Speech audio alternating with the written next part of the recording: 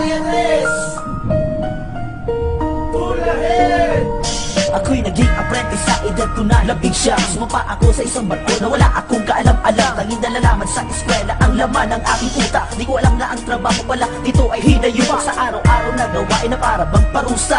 Wash, titik, kalawang at pamimintura. Pagbabadeyo sa bodega, paglalatag ng kapal. Paglalagay ng lashing nasa kalyo ko'y nagpapakapal. And every time na duty ko, ako ang nagtitimon. Kailangan laging presensyo kaya nasa ko walang nakatukod. At pag ako ang lookout, ako matatengan ng barko. Kailangan kong i-record mga makikita at maririnig ko. And every 2 hours ay maglalagay ng observation, variation, deviation, and also wind direction. Galingan mo lang ang pagtimon, kailangan ay kay observer. At para di ka masabon ang naka-shooting officer. Marami ang may di alam kung gaano ba kahirap ang buhay ng paghihisima na dati kong pinapangarap. Ngayon at nandirito ng takinang nilalasap, ako'y nakapagsabi ng nako na pagkasakla. Sa bawat pawis at dugo na aking inaalay, kahit pa isang pa ako na ay nasa hukay. At aking tinitiis, malayo man ako sa aking pamilya, dahil lahat ng to ay para sa kanila. Di ko malimutan mga trahedya na naranasan nung may kasalubong kaming bagyo at aming kinalaban. Sinubukan namin ng tindi at ang laki ng alon, hanggang sa mutik na kaming malulutuluyan ng malamon. Lahat na kami nakalagjakit ang darasan na tahimik,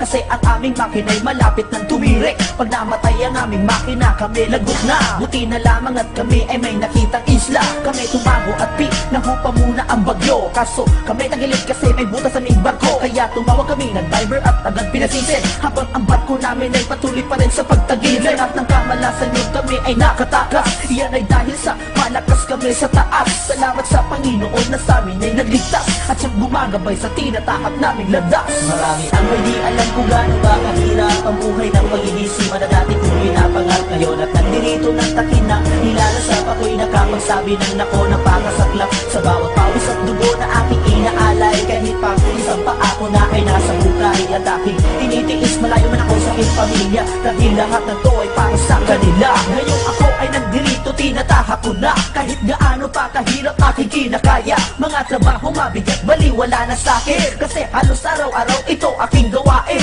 Ang akala ng iba pagsiman ka ikay sagana, ang di nila alam sa likod nito ay pagdurusa. Pangungulila sa pamilya, pangangamba at patitiis, na ang tanging puhunan ko ay ang aking dugo at pawis. Di makatulog na maayos, nagiligaliw ang aking utak. Tinatanong ang sarili kung bakit ko ba to tinahak ang trabahong galing ko, ba't ba to napili ko? Siguro'y dahil nga sa pera, kaya ako ay nagsasakripisyo para maiamon sa kahirapan ng aking pamilya. Tinitiis ko lahat ng hirap dahil mahal ko sila.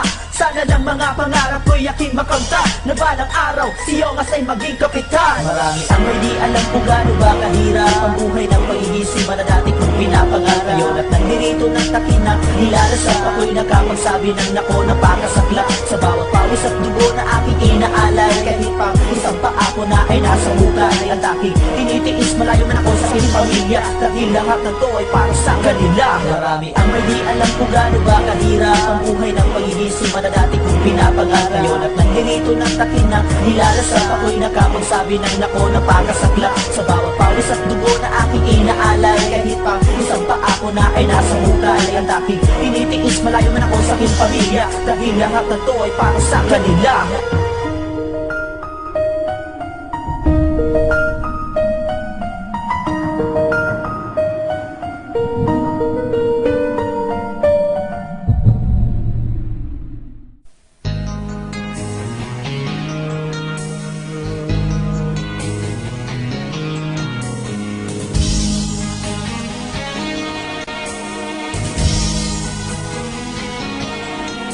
Maalon na naman, nahihilo ka yata. Pasensya ka na lang, wala tayong magagawa. Sadyang ganyan o kaibigan, buhay ng isang seaman. Dalarman ay makakamtan, di makabayad sa kalungkutan.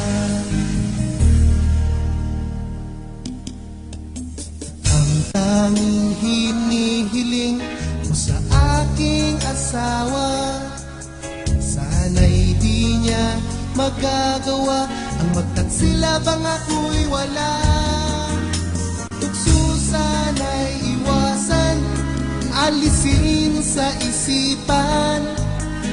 maging tapat sa minamahal, lalong-lalo na sa may kapal. Kayang-kaya mo, mahal, na maiwasan ang tukso. Isipin mo lang ako, yan ay biglang maglalaho. Maghintay ka lang, huwag kang maiinip sa aking pagbabalik. Matitikman mo rin ulit ang mga yakap ko at halik.